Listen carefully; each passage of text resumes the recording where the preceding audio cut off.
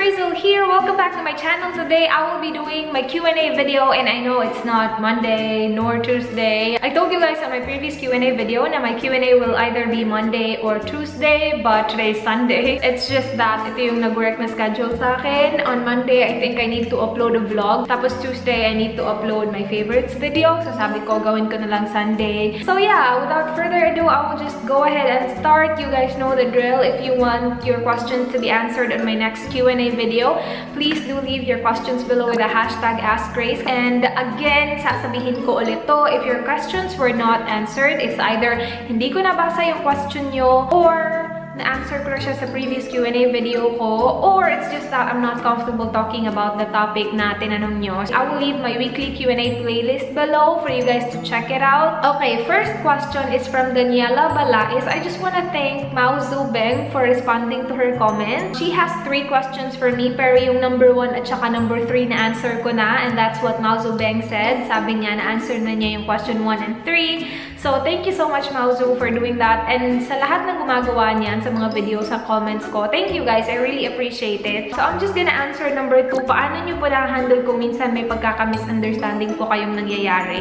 So, it is between me and Dan. We just talk about it, really. Yung mga misunderstanding namin, sobrang simple lang. And I'm so thankful na ganun lang yung mga misunderstandings namin. Sobrang dali lang niya i-fix. So, pinag-uusapan lang namin. And then, hindi kami natutulog na hindi kami ayos. I make sure, and he makes sure as well, na before kami matulog, okay na okay kami dalawa. Para pagising namin, bongga, new day, and yes. From Princess Santos, meron siyang, wow, 5 questions for me. Number 1, minsan ba nababaliwala ka ni Mr. Bear? And if yes, anong ginagawa mo? Hindi naman as in sobrang binabaliwala. Pero, this past few days, medyo busy siya. If you guys watch my vlogs, merong mga araw na late na siya umuwi. Nagpapadalas din na pagdating niya ng bahay, nagtatrabaho pa rin siya. Like, tinatapos niya yung mga paperworks and stuff like that. So, minsan, hindi niya ako napapansin. Like, hindi naman as in over. Pero kapag may tinanong ako sa kanya or kapag may pinapanood ako, gusto ko ipakita sa kanya, minsan, hindi niya ako pinapansin kasi sobrang focus niya sa trabaho. Hindi ako nagagalit kasi I understand. I've been there. So, kapag nasa bahay kami, hindi ako nagagalit at all. I get it. Pero kapag nasa labas kami, especially kapag nagda-drive siya, may bigla na lang siyang maiisip tapos ililista niya.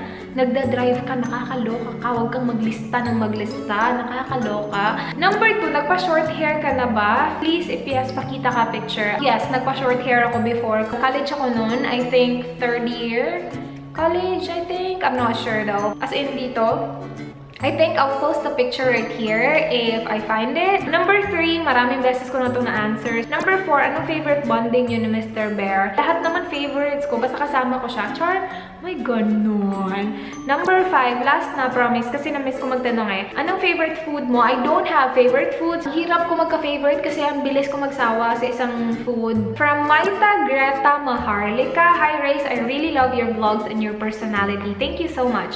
How do you find the courage to put yourself out there? You just seem so open and real. It's refreshing. Aren't you afraid of potential backlash or perhaps somebody who you know would say something against you? You seem to have a good head on your shoulders. I like the way you answer questions. You're always respectful yet classy and still honest in answering even somewhat risque questions. Potential backlash? I don't think I did something wrong to anybody na may backlash na mangyayari. I mean, as far as I know, I've been a good person, I guess. Like, ano ba ginawa ko? Like, you know, there's a lot of people that can say so many bad things because they want to, not because that happened or they have proof that it happened. That's just how it is. And I have experienced so many things in my life, like so many hard things in my life, that hate comments on YouTube is nothing to me. Like, hindi mo talaga siya maiiwasan kasi may mga tao kasi talagang ganyan. Wala ka namang ginawang masama sa kanila,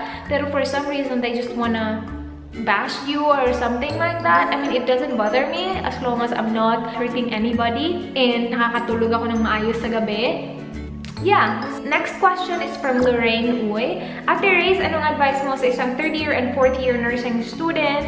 Please, Miss Race, I need your advice para mag-get rid yung failing grades and etc. I suggest you just study and take your studies seriously. And also, isipin nyo yung effort ng parents nyo or whoever na gumagastos especially nursing, it's really expensive, you guys. And nung nag-aaral pa lang ako, may mga times talaga na iniisip ko, I wanna quit because it was hard, but nangingibabaw pa rin yung iniisip ko na, oh my gosh, ang laki na nagastos ng mama ko, and I need to do good. I need to finish this. I need to graduate. I need to pass the exam. So yeah, yun yung pinakamalaking naging motivation ko nung nag-aaral pa lang ako, na iniisip ko, ano na lang magiging reaction ng parents ko kapag hindi ko kinaya to. You know what I mean? So yeah, and it worked naman. Just find your inspiration. In my case, it was my family. I am 100% sure you will make it. From Maria Eunice, she has 4 questions for me. Number 1, sino mas clingy sa inyo ni Mr. Bear? Mas clingy? Nakakaloka. Siguro mga 5% more. Mas clingy siya kaysa sa akin.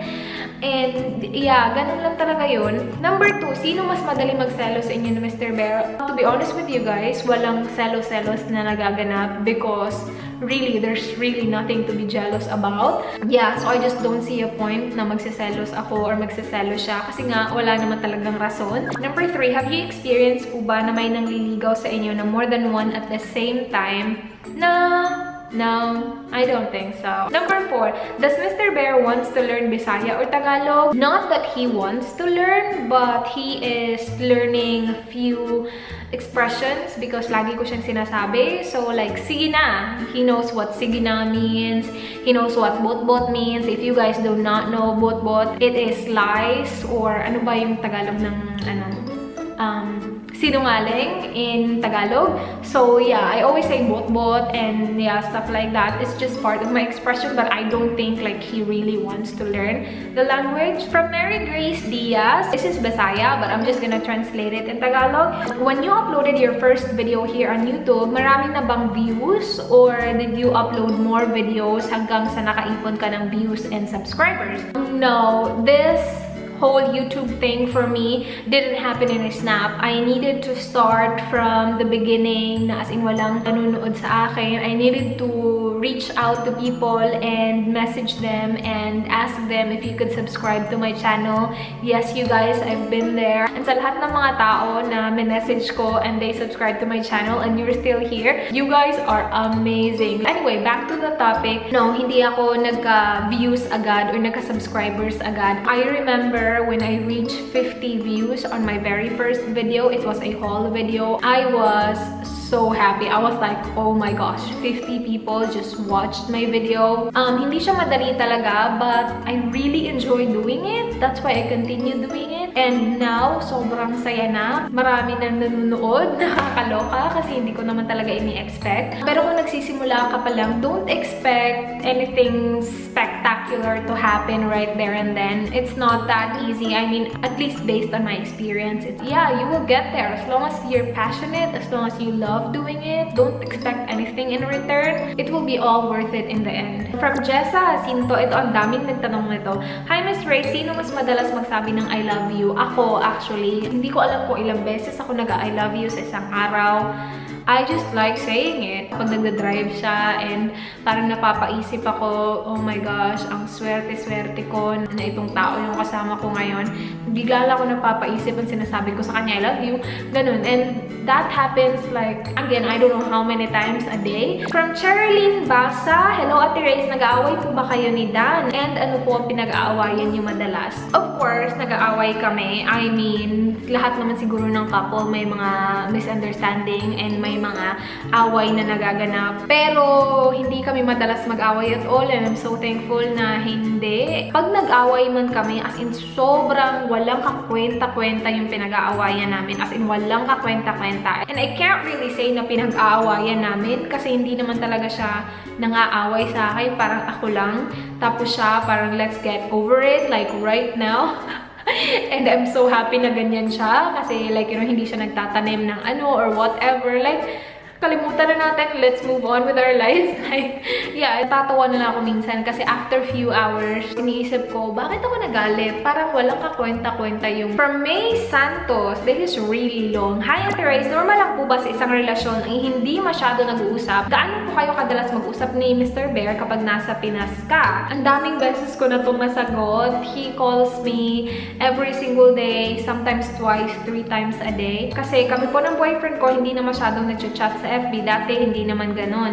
As in, maghihintay talaga ako ng mga 10 hours or more bago siya mag-message sa akin. Tapos, yung usap namin hindi nagtatagal ng mahigit isang oras. Pag nagme-message pa siya, sasabihin lang niya good morning, tapos matagal ulit magre-reply. Hindi naman ganon ka-importante yung ginagawa niya kasi nanonood lang naman siya ng movies or naglalaro sa PC. Kapag nagtampo ako at ang tagal niya mag-message, nagagalit rin siya. Sasabihin niya, hindi naman daw kailangan laging magkausap. Sure naman po ako na wala siyang ibang babae at hindi rin po kami LDR. Gusto ko lang po malaman kung normal po ba sa relasyon ang ganito. Sorry po if mahaba. Sana masagot niyo. Thanks. I honestly do not understand the whole situation right here. Like, nagkikita ba kayo regularly? If you see each other regularly, I think it's normal na hindi kayo magkausap sa social media like 24/7. As long as sure ka, which sinabi mo naman na sure ka na walang iba, then good. Pero I suggest na kung nababother ka talaga sa ganyan, ask him, like, anong problema? Bakit ayaw mo akong kausapin? Nakakaloka ka naman. From Joyce Parinas, nahihirapan po ba kayong kumuha ng visa for Australia? Hindi, kasi everything was done online. Number 2, what do you prefer, cats or dogs? Dogs. And it's just that I do not like cats at all. I'm sorry sa mga cat lover. It's just not my thing. And yeah, nothing against you guys. If you like cats, you do you, but ayoko ng cats. Number 3, sa liit mo po, Ate Ray, sumali ka po ba dati sa cheerleading? Oh yes, from 1st year to 4th year high school, I was into cheerleading. And lagi ako yung ginaganon sa, alam mo, ano pang tawag doon? Nililift, ganon. From Juela Estopito, hi Ate Rice, I am a big fan and I always admire everything about you. Don't miss niyo po kasi I never let a day skip without watching your videos. Anyways, here are my questions. Thank you so much. She has 4 questions for me. Number 1, can a student handle being a YouTuber since I think it involves money? I don't think you need to invest money sa YouTube. If you have your phone, or if you have whatever camera you have, and you want to start filming, go and start. Do not feel the need to, oh my gosh, I need to buy this and that just to feature in my YouTube channel. No. Especially kung student ka pa and if you have the time to do it, then do it. Especially if you like doing it, if you love doing it, do it. Do not think about the money. Especially if you're just starting out, work with what you have and film what you like to film. It does not have to involve money. Number 2, 3, and 4, na-answer ko na to sa mga previous Q&A videos ko. From Crystal Clear, fast talk, ice cream or pizza? None. I'm not really a big ice cream or pizza person, so none. Dresses or shirts? Shirts, though I really like dresses as well, but shirts. Choco or mocha? I don't know. Choco? Siguro?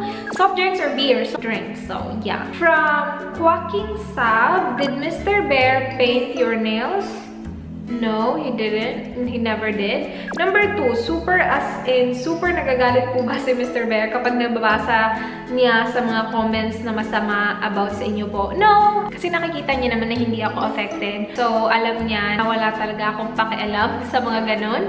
So, yeah, hindi siya nagagalit. Like, bakit naman siya magagalit? Alam niya naman kung ano yung totoo, diba? Kahit na wala siyang YouTube, alam niya how it works. Like, meron lang talagang mga taong walang magawa sa buhay, ganon. Number 3, example lang po to. What if nasira po ni Mr. Bear ang tiwala niyo? Bibigyan niyo po ba siya ng second chance? I don't think it will ever happen, but if it will, I honestly do not know what to do. Like, I honestly don't. So, siguro i-deal ko na lang siya kapag nangyari na, which I'm pretty sure hindi mangyayari. Number 4, na-answer ko na din siya. And then number 5, napaiyak na po ba kayo ni Mr. Bear? Oh yeah, not because masama siyang tao, but because I'm such a crybaby. Like, sobrang konti lang ng naiiyak na ako.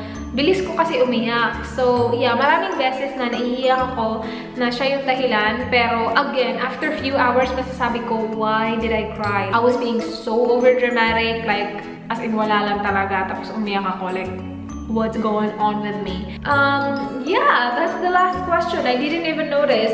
But yeah, that's basically it for this video. Thank you so much guys for watching. Do not forget to like this video if you enjoyed. Please subscribe if you're not yet already. I hope to see you in my next one. Do not forget, be good. Bye.